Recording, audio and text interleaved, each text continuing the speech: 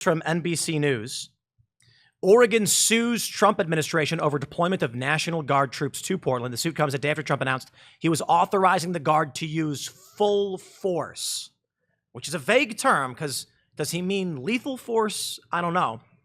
The suit names President Trump, Pete Hegseth, Homeland Security's Kristi Noem, as defendants. It asks a federal court in Portland to stop the Trump administration from deploying troops and declare the deployment unlawful.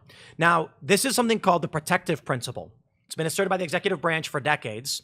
The executive branch has long maintained troops can be deployed not for domestic law enforcement, but to protect federal buildings and assist federal law enforcement in certain capacities like logistics or otherwise. And that is viewed as largely legal.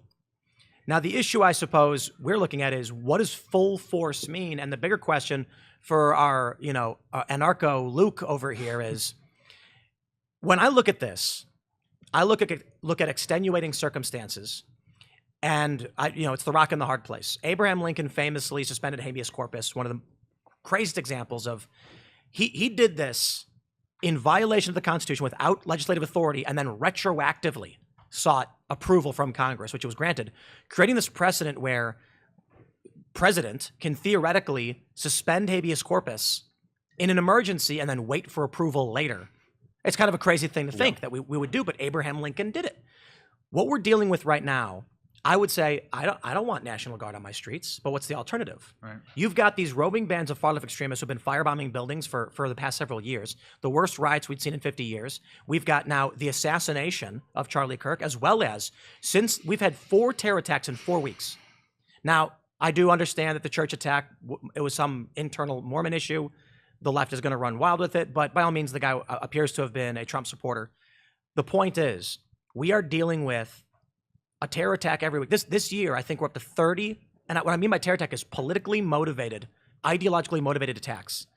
Now, I think they're almost entirely liberal, and that's where we get really crazy, is that I'm not talking about far left. The ideology espoused by these terrorists is mainstream Democrat ideology. What AOC said on the floor of the House was no different than the ideology of the alleged assassin of Charlie Kirk. Now, when we see this guy, he drives into a church and he attacks it, everyone on the right is shocked, angered, and saying this can't happen. We can't allow this. And his views do not represent, his motivation doesn't represent anyone on the right. Luke, how do you feel about Trump deploying troops considering all of this stuff that's happening? Well, we have to look at a case-by-case basis. So Washington, D.C., I think overall was a successful case. Right?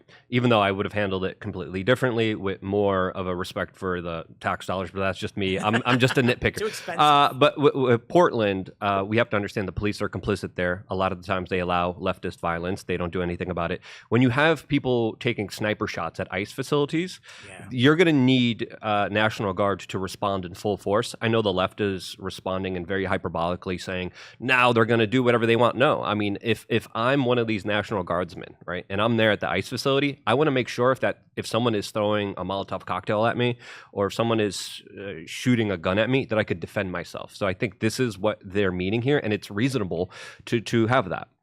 It makes sense. I can't argue against that. It seems like escalation is the only thing that's going to happen then, because the ICE attacker, apparently, according to the evidence that Cash put out, he wrote a letter saying he wanted to terrorize ICE and have them fear there could be a sniper on any rooftop.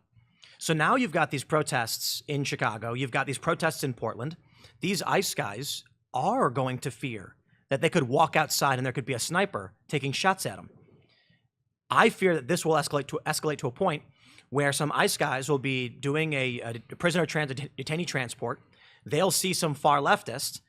They'll have something in their hand that looks like a gun. ICE will shoot them. The left will then say martyrs, martyrs, and it'll just escalate. Yeah, I think the left is looking for their immigrant George Floyd, and they're desperately searching for it. And I just saw a video today of someone at one of these protests acting like he had a firearm, walking up to a lot of these National Guardsmen, and I'm like, what are you doing? So I fear false flags. I fear that we are on a powder keg. I feel like the chain reaction type of events that have started after what happened at Charlie, there's no going back from.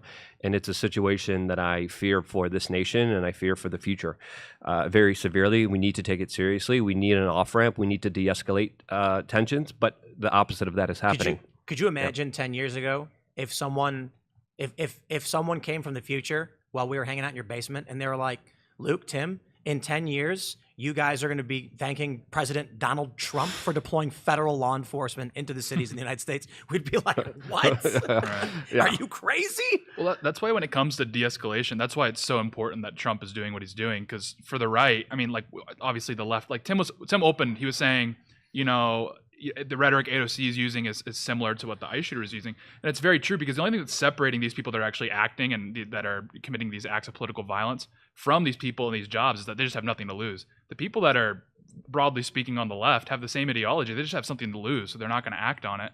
But so that's why with Trump, this is what allows for de-escalation or an off-ramp is because the right doesn't really feel the need to lash out because we're not backed into a corner. We're winning. We were winning before all this happened, and we're still winning now. And Trump provides the opportunity to crack down on this. Well, there's a couple things, and I want to give a nod to Charlie on this. One of the things he was warning about right up until the end was what he called the lost boys of the West. Mm. And basically, when you create an economy, and this kind of goes back to some of the stuff where you started out with, Tim, like the Occupy stuff, right? Where you have this easy money, the inflation of assets, while the little guy gets crushed. Charlie was warning about this. He was like, listen, they can't afford homes, they can't afford rent, they can't afford to get married, they can't afford to have kids, an increasingly large number of them. And what they do is they get sucked down these rabbit holes online, they get radicalized, they get told that conservatives are not human, you can lie about them, even if you're Jimmy Kimmel on ABC, you can lie about how they died. And so you dehumanize them, they're hearing this all the time, that they're Nazis, that they're fascists, it's a moral good to take them out. And meanwhile, they're sitting there going like, well, I can't afford anything. I can't afford to live. We've flooded our market with cheap money. The incumbent class, the boomers and such, have so much extraordinary wealth.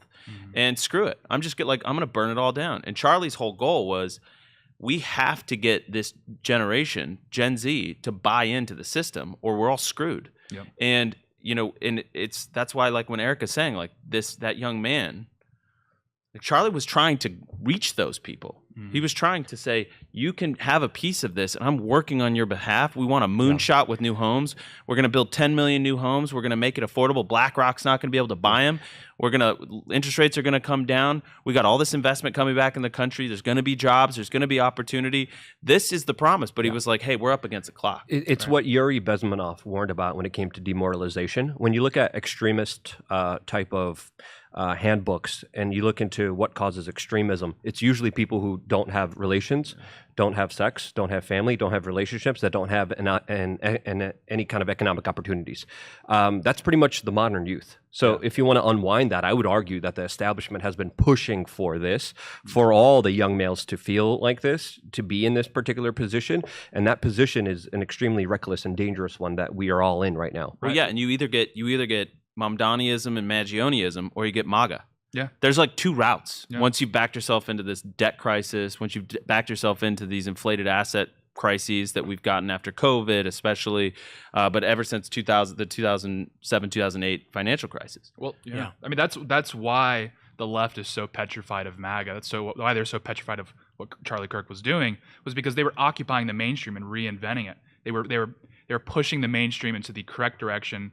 And that's why that was so terrifying. They were just so effective because it was providing a siphon for frustrated young men, but it was channeling it into something effective rather than these weird, radical. Well, yeah, it's the burn it all down people and the societal anarchists versus the national revitalization people. Yeah. We believe that we can revitalize America because we believe America is exceptional. We believe that it's providential. We believe that it is special. Mm-hmm. And so it's worth fighting for. It's worth saving. And it's worth making sure that the next generation has a seat at the table and skin in the game. And if we don't do that, then you're going to get more and more radicalization. If you have a marriage, if you have kids, if you're worried about your local playground and your local school, guess what? You're not going to burn it down because you don't want your kids to grow up in that world. That's why Charlie was so adamant. Get married, have kids.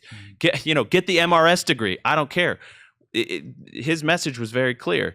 And when you see people that are getting estranged from the system, they're going to get radicalized, and they're going to be attracted to the Mamdanis of the world, who are the burn it all down people that fundamentally load the American system. All right. Well, I mean, Mamdani is not a bug of the system; it's a feature of the system. This is the system that the ruling regime over the last few decades has created. Is that a central casting? They've created atomized young people, and of course, I mean, like for young people, like I'm a Zoomer, I'm 24. Like among people my age, if you're a centrist, you're like cringe and like an idiot because it's like.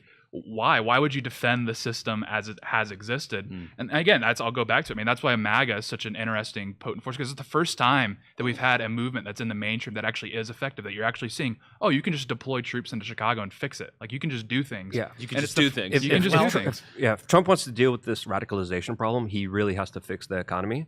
And totally he should start at the U.S. Federal Reserve banking system. He should get rid of that whole system, and he should get rid of it. Thanks for checking out this clip from Timcast IRL. Make sure to watch the show live Monday through Friday at 8 p.m. Subscribe to this channel, and we will see you all there.